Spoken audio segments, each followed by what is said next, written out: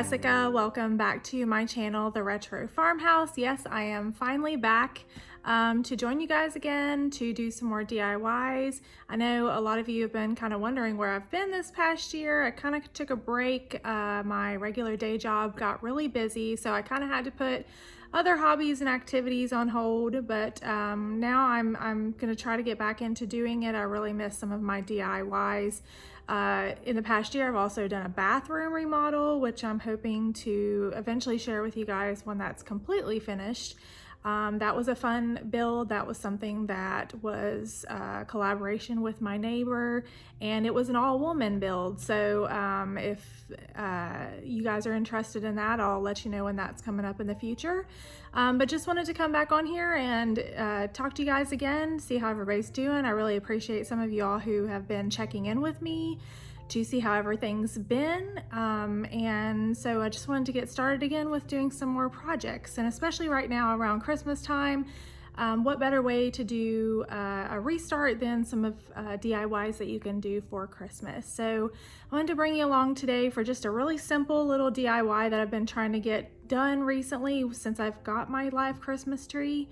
And just to show you guys some simple ways to make just some Christmas wreaths if you guys have any leftover foliage from your Christmas tree that you trimmed. And I'll show you how to do that. And also don't forget to head over to my Etsy shop. I am running a 20% sale on a lot of pretty much every item in my shop. I still have some Christmas stockings. I still have some of the tea towels. I have some aprons over there, and I'll try to put that link below so that you guys can find that.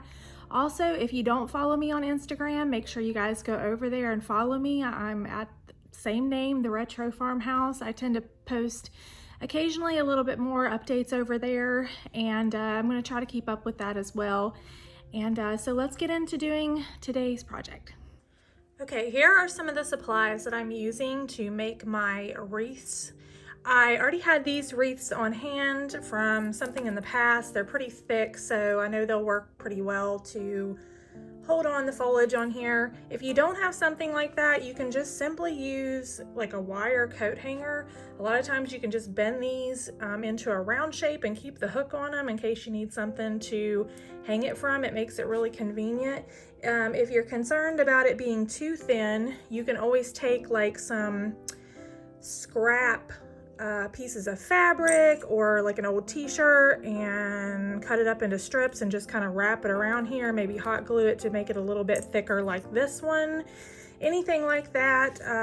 You know, I like my DIYs to where they don't cost a whole lot, or I can reuse materials. Something else you can do if you're concerned about, you know, maybe you have a t-shirt material on here, you can take some floral tape and wrap it around if you're concerned about that, or just, you know, maybe pick a dark rag or a dark color. It's probably not going to show through. I also have some twisty ties. I tend to kind of keep these because I use them for a lot of different projects. You can use these to kind of help secure your branches on here, or I also have just some wire here with some cutters that I might use as well, depending on, you know, what works well. But you're definitely going to need a lot of ties or wire to secure your branches onto your wreath. And I picked these up at a local party store. I think these were 99 cents a piece. I don't love the patina on these. I'm gonna actually take these off and probably figure out a way to put them with my ribbon. And I'm gonna show you a way that I'm gonna make them look a little bit more aged, a little bit more vintage like, but I'm gonna maybe use those as my centerpiece to hang, just dangle some bells down from. And then I loved this ribbon. I love some of the traditional colors, of course, like red and greens, but I've seen a lot of other colors that people are using, like some just vintagey type, you know, dark browns or dark coppers. I believe I got this one off of Amazon. I'll link it below if I can find it again. I know I've used this in some fall DIY, so it's something that I'm just gonna reuse. And then of course, I have all of the branches that I have cut off from my live tree. A lot of times, if you go to the Christmas store places that carry live trees, some of the big box stores like Lowe's and Home Depot do this as well. You can literally go and ask them for their scraps that they cut off from other people's trees. A lot of times they trim the trees before they people take them home and these are just sitting there. Some places do reuse them to make live wreaths themselves, but a lot of times they're there and they're free. So don't be afraid to go ask for that. If maybe you don't have a live tree, you can go there and get these for cheap. If you don't live in an area that has, foliage outside, or you can just go cut some off of a pine tree. I'm going to start out with cutting some of these bigger branches down into smaller branches. You do need something like some hedge trimmers or something to cut this, or just something that's pretty sharp. Sometimes it's a little bit hard to cut with scissors, but if you have something like that you have outside in a tool shed, it's just easier to work with that. So the smaller that I can get these branches, the more pliable they'll be, so that I can bend them around my wreath to make them in the shape of a circle.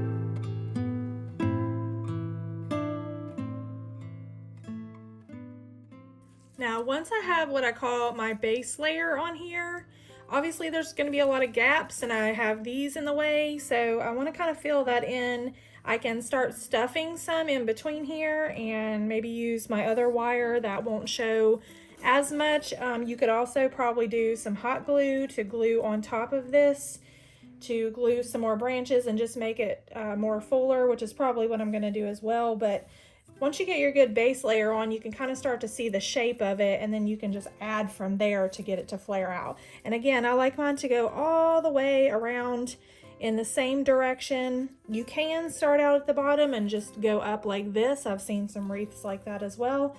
But either way, it gives you an opportunity for a nice base to be able to stick more foliage in between.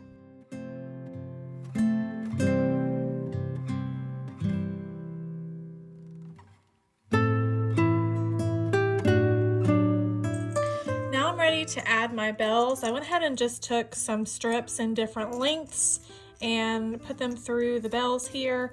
And what I'm going to try to do is just I think I'm just going to use 3 because an odd number just looks better, and just try to hot glue these together up at the top before I put my bow on, so that I have 3 that are hanging down.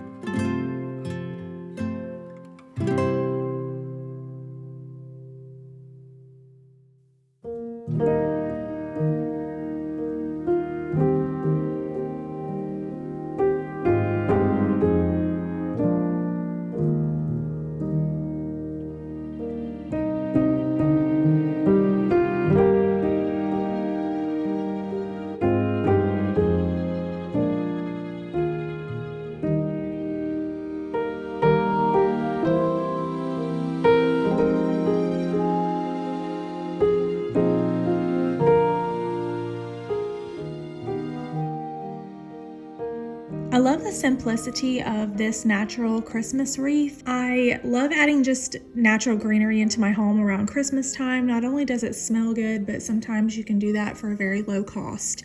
I hope you guys enjoyed today's DIY. Don't forget to check out some of my other Christmas videos. I'll have those linked in a list below. And stay tuned for a Christmas tour that I plan to show sometime next week.